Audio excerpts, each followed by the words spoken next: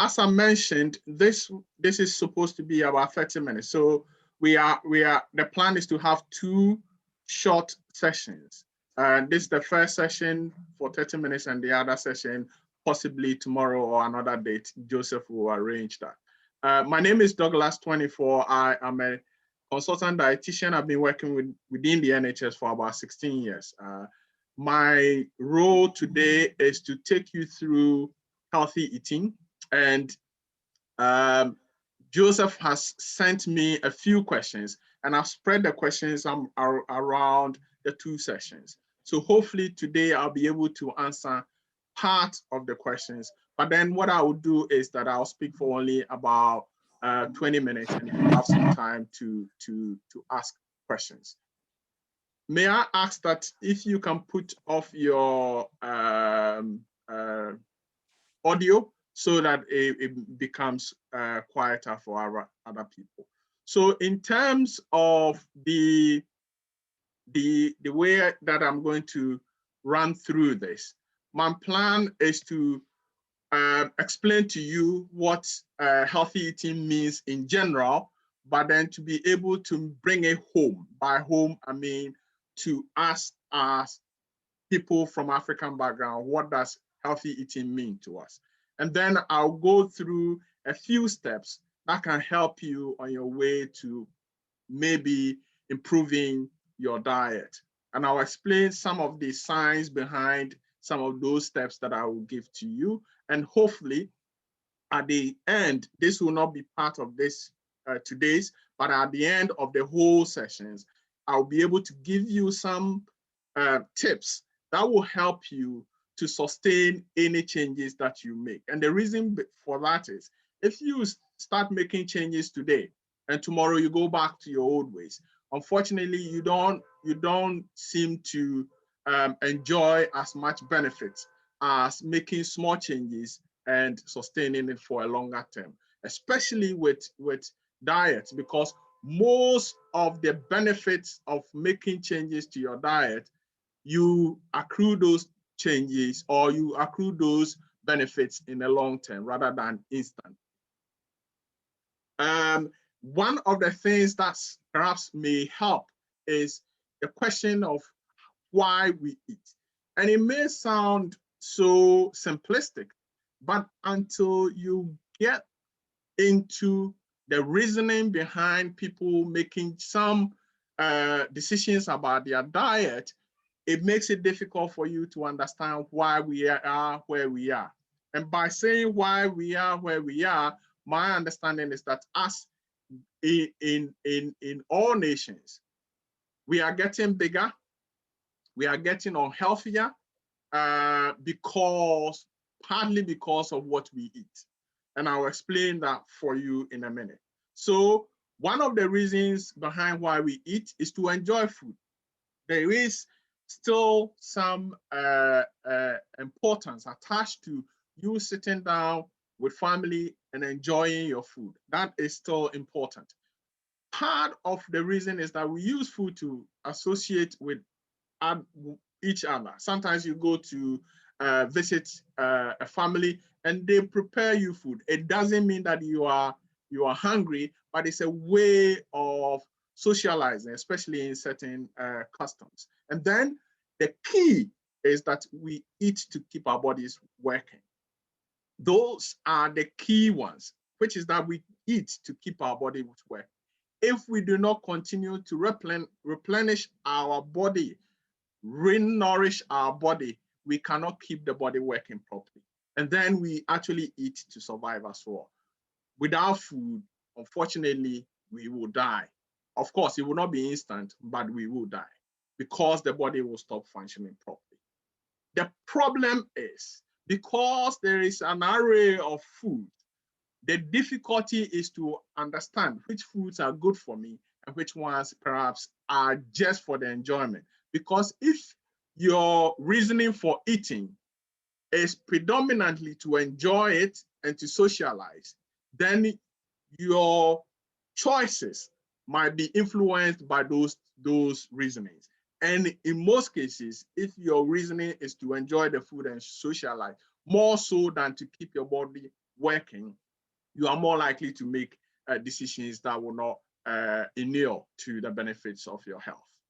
So healthy eating in a nutshell is eating foods, identifying some foods that are good in supporting your health, eating them in the right amount for your own specific needs. So for everybody, healthy eating in practice should be different for everybody.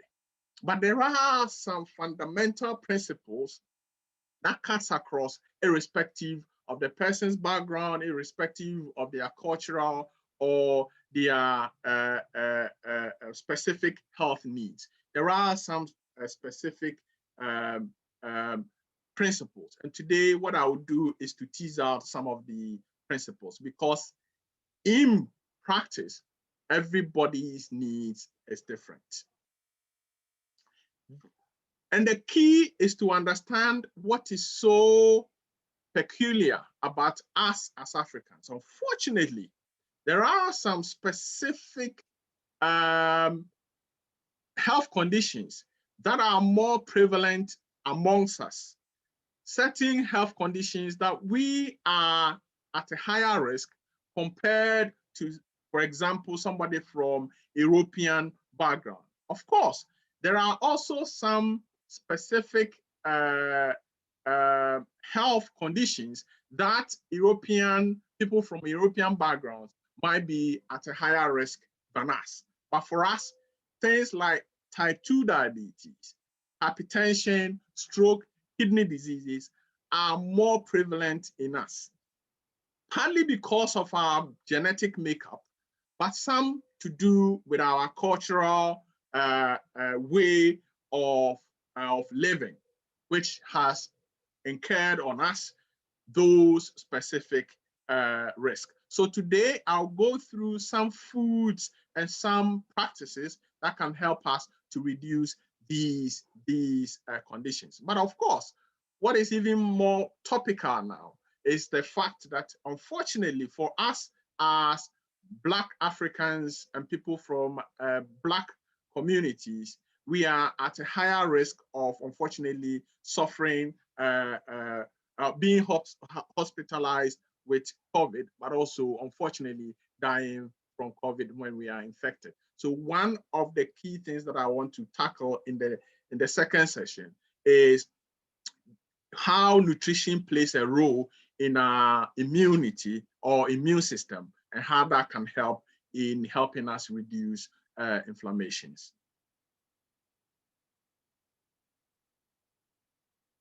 So, yes. So ordinarily, we as Africans, our foods or our diet should be more healthy. Our traditional diet from back home should be more healthy than the European or Western diet. Mainly because if you cast your mind back to home, our foods are almost always plant-based. The majority of the food that we eat is plant-based.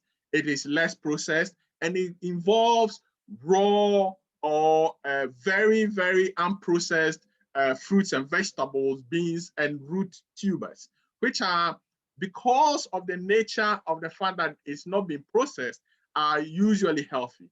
And then our grains, even when we have to process our grains, they are usually whole grains. And then because we like things like spices and herbs, our food is tasty, and that helps us to use it less salt. But unfortunately, since we have adopted some Western style diet, our foods are becoming a bit more oily, they are becoming a bit more processed, and they are becoming a bit more salty, which is not good for our health, in view of the fact that we are specifically at risk of certain conditions. So the first thing that we need to do in order to more or less go back to what most of our ancestors had to be eating. Of course, we can't eat like the way they eat or the way they ate, but we can find a way of getting closer to it. One of the key things for us as Africans is being careful with our carbohydrates. Being careful in this instance means looking at the choice of our carbohydrate, which type of carbohydrates we eat, but also being mindful of the portion. So we know this is without any doubt that fruits and vegetables help us to reduce our risk of various health conditions, such as cancers, certain types of cancers, type 2 diabetes. We know that green leafy vegetables, I know from Africa, we like things like spinach, we like things like cocoyam leaves, we like things like cabbages and things like that. They are good in reducing our risk of getting type 2 diabetes. There's ample evidence that green leafy vegetables can reduce your risk of type 2 diabetes, which is why we need to eat more fruits and vegetables.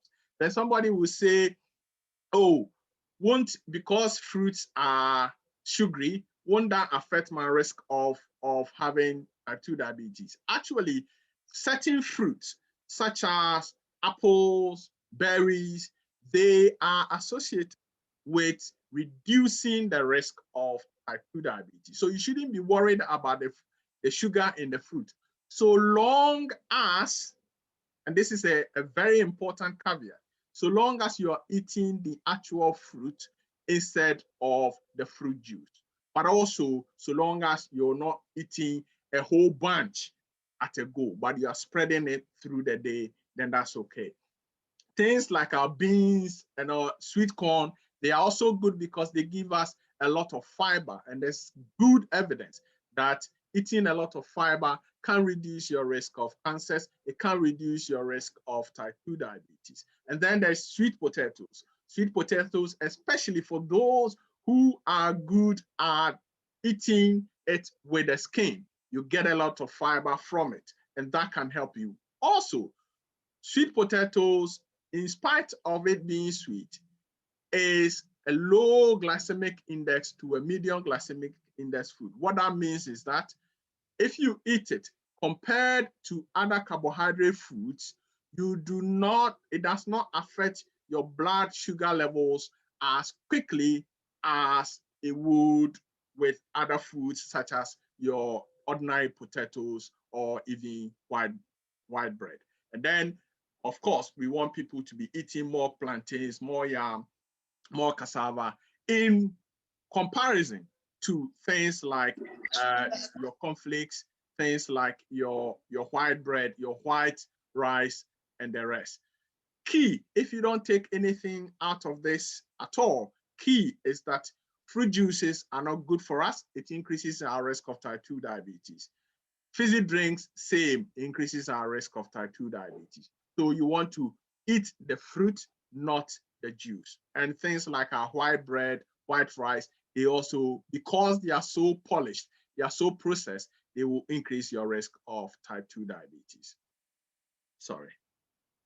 And then the other thing that is very, very important to us, whilst you have chosen the right type of carbohydrates, the other thing that is also important to us is to choose the right portion. So for example, this is rice and peas, and this particular portion gives you about 1,100 calories.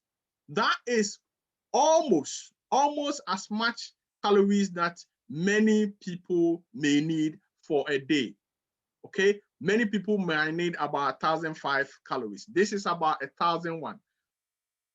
But people can sit down and eat all that. It's not good because then it will not help with your weight, but also, especially with this being a lot carb heavy, then if you have diabetes, it can increase your blood sugar level. Mayele, can I just ask if you can mute yourself, please? Thank you. So what the understanding is that you use a larger plate, dish out smaller amount of the food, and then what you want to do is to add a bit more vegetables or a bit more salad to it, which will give you the opportunity to eat less calories. So instead of this being 1,001 calories, the second option is about 500 calories, which is very good. This is actually 550 calories. And then jollof, again, it is not that you can't eat it, but it's just amounts that matters. So you can, instead of that, the first one is about 1,000 calories, and the second one is about 500 calories. So in effect, you are halving it, but because you don't want to go hungry, what you want to do is to fill up the rest of the plate with some vegetables in order to fill you up. Then the other thing that is not very good for us is that we tend to drink a lot of our calories. The adult human body is not programmed to drink calories. It is not. For a long term, it is not programmed to drink calories, which is why we have teeth, because we process calories from drinks differently. If for everybody, when you eat, what happens is that some signal is sent to your brain, which then registers that there's food coming in, it processes it, and then when the food you eat quite enough, the body or the gut will send a message to the brain, and the brain will say, no, I am full. That is why people cannot eat until they throw up. At some point, you will not go on because there's a signal in your brain that you're full. Unfortunately, when you drink your calories, you don't get that signal. That signal is not as effective. So you can drink as much as 5,000 calories in a drink. Whereas if you were eating, you cannot go that much. So my advice to you is not to drink your calories, which will mean that do not be drinking ordinary fizzy drinks or ordinary fizzy drinks. Energy drinks, they might market it as energy. It gives you energy. But what it gives is a burst of sugar, and then it crashes you down again. But for your weight and for your risk of type 2 diabetes, it is not good for you. And the malt, they will advertise it as though it has some vitamins in it. Unfortunately, because it comes with extra sugar and extra calories that you don't need, you can get your vitamins and minerals from other sources. You do not want to be drinking fruit juices and smoothies. I have mentioned that you are better off drinking or eating the actual fruit instead of drinking the juice. Then the question is, if I'm not drinking these, what are my options? Your best option, it doesn't sound sexy, but your best option is water. Those who do not like water, your best option might be if you want to spice the water with a little bit of lemon, that will give it a little bit of flavor. And some bottles, water bottles now come where you can have a fruit infused into the water. So it gives you a little bit of flavor. And some people cut berries and sometimes strawberries into it, and that will give them some flavor. Of course, you can have your tea and coffee, but also when you're having the squash, no other sugar squash is okay. You can have the diet fizzy drink. That is okay. Some people may be worried about the artificial sweetener that is used in the diet Coke or the diet Pepsi, but the evidence shows that compared to sugar, sugar will cause more harm than the artificial sweetness. So if you do not like water, then the diet Coke or diet Pepsi will be a better option to the usual Pepsi or Coke. And then the last but certainly not the least, because our risk of getting hypertension, high blood pressure is very high, which then affects our risk of strokes and kidney diseases, you want to eat as less salt as possible. What that means is that in the UK here, about 75% of the salt we eat is already in processed foods. So things like your bread, your cereals, your cheese, your snacks like biscuits, they all have salt added to it. So your best bet is to cook as often as possible and eat less processed foods. And when you cook, my advice is that you taste the food before you add salt.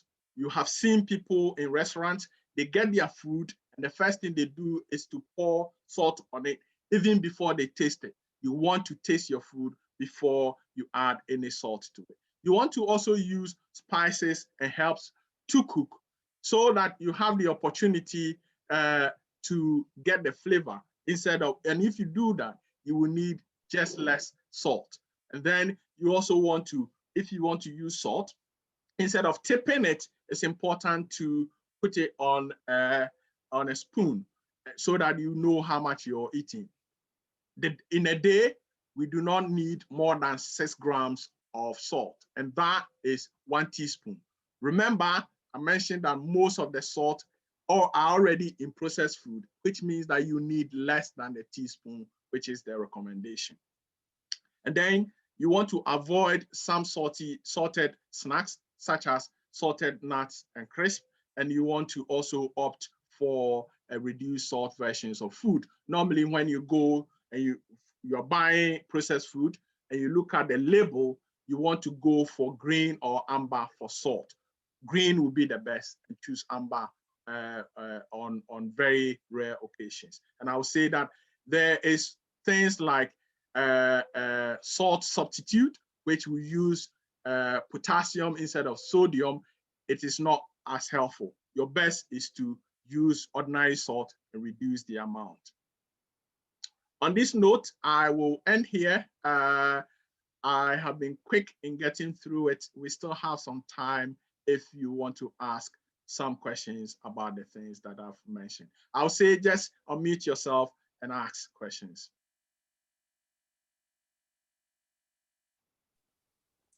Thanks, Douglas, for the presentations.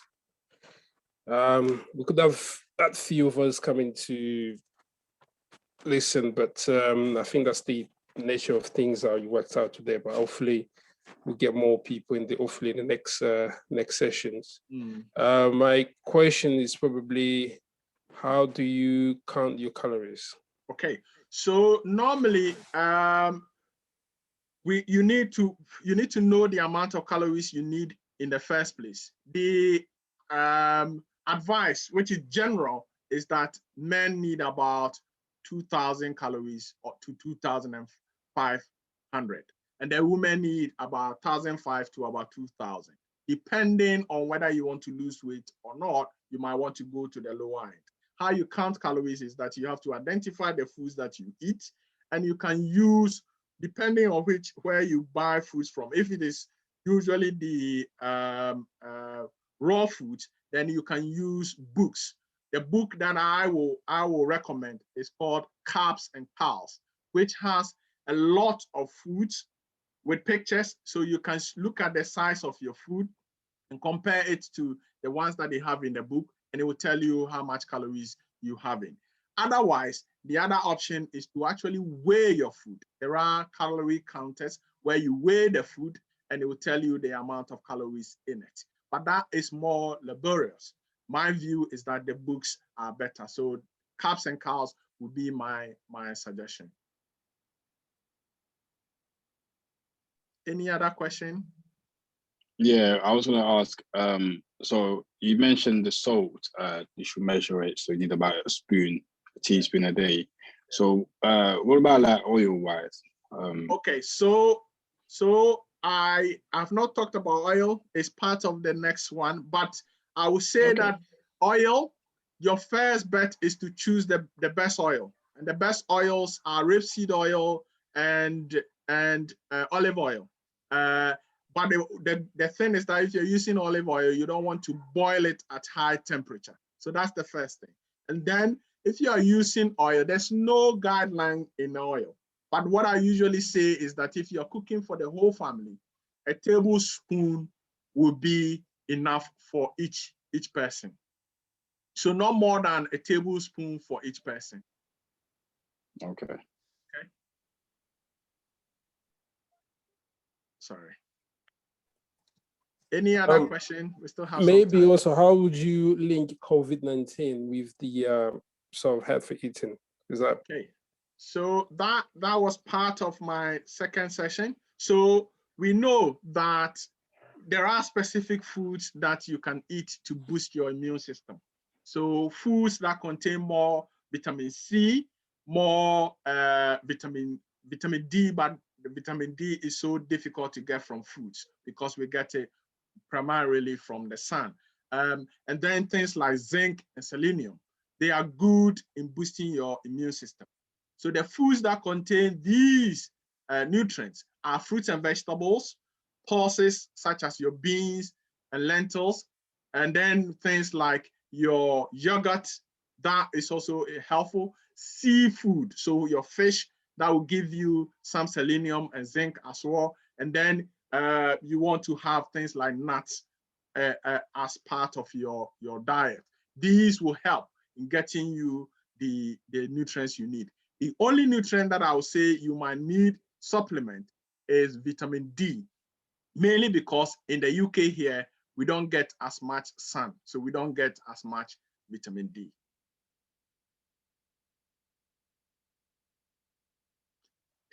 Any other question?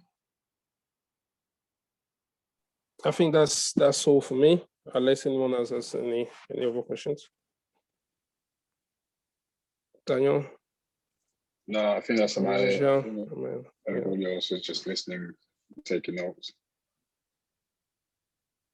Yeah. Okay. So yeah, maybe the next session then. Okay. So in the next session, I'll be going through snacks.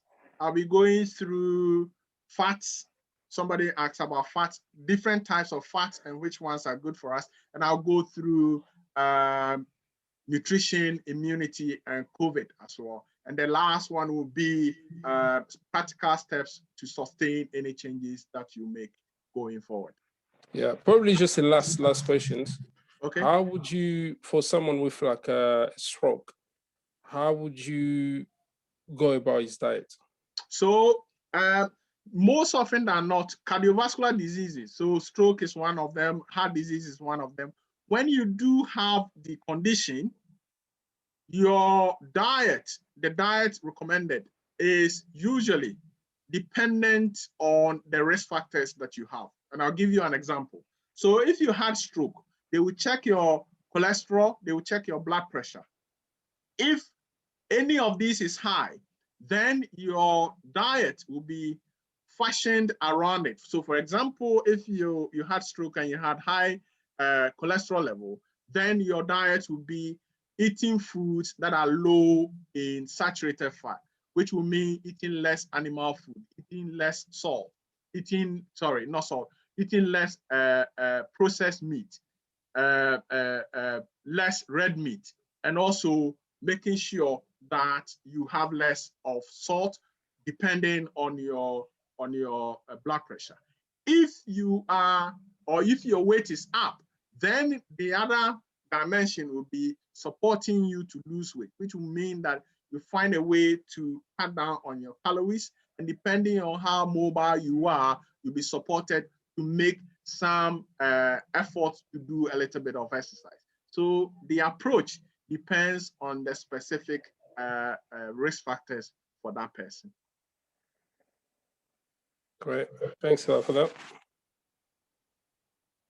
Any other questions? Yeah, I think that's it for me. Okay, so I look forward to another session with you. I hope that this has been helpful. If you have any questions coming from this particular session, hopefully I'll be able to run the next session a bit early so that we can have some more time to also answer questions. Thank you for coming, and I will liaise with Joseph to put together the next session. Thank you. No, thank you. Thank you. Bye for now. Bye bye. Put on Saturday, you may Sunday.